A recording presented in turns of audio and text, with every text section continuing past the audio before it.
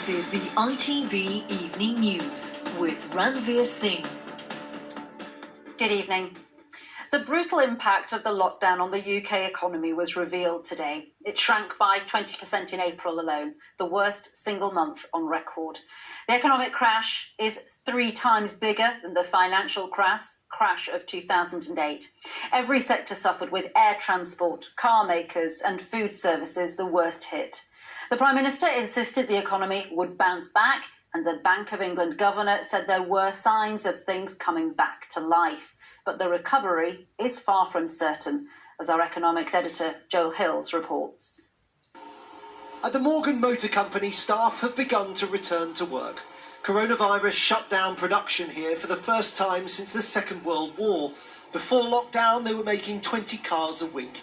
They hope to get back to half that level soon.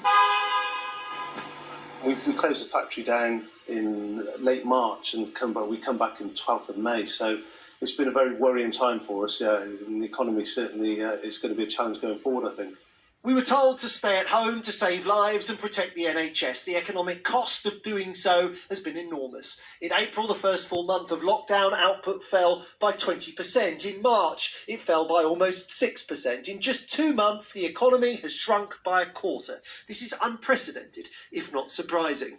Every sector of the economy has been hit, but some much harder than others. Airlines, car makers, restaurants, pubs, rail operators have been at the sharp end of the restrictions.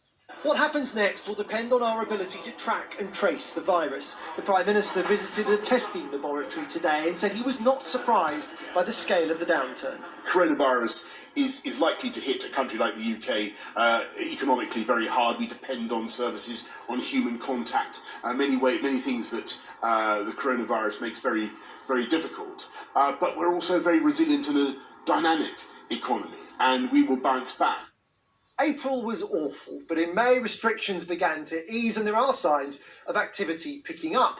But the absence of a vaccine is likely to hold the recovery back. The government's challenge is to reopen the economy in a way that maximises growth without causing a second wave of infections.